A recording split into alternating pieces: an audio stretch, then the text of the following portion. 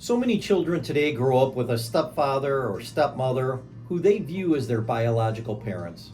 They took them to practice, they were there for their birthdays, holidays, weddings, you name it. Well, imagine losing your step parent, then being told that you cannot have the house they left you or anything else. But instead, it goes to the biological children that haven't seen their parent in years. This is what happened to Tim. Tim's mother passed away, and then months later, his stepfather passed away. They always told him and his brother that they would receive the house since they were the ones that came and helped them, invited them to holiday parties at their homes and birthdays. The stepbrothers moved to Florida and occasionally sent a Christmas card, but that was it. When Tim's stepfather passed away without a will, the biological children immediately showed up with their hands out. Under Michigan law, stepchildren have no legal rights. Since there was no will leaving the house to Tim or his brother, they're legally not entitled. Eventually, we were able to work out a settlement where the stepchildren and the biological children split everything equally.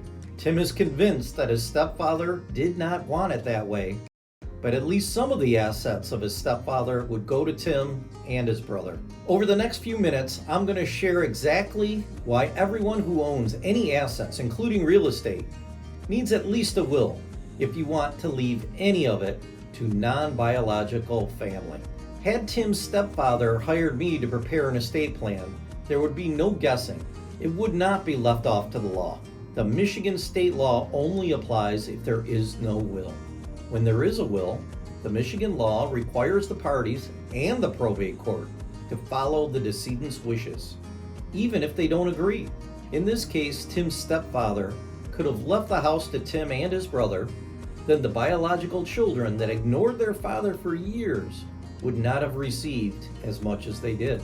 In either case, we would know what Tim's stepfather wanted, and no one would be left to guess or let a probate court judge decide what happens. I'm John Tatone, and since 1996, I've been helping people protect their assets and avoid probate. This keeps their best wishes intact, making sure their wealth and assets go to the right parties. Ultimately, having an estate plan, including a will, is what protects your family. Be the hero of your family and take the first step to avoid this type of nightmare. Schedule a time to meet with our firm today and take that step in protecting your family's future.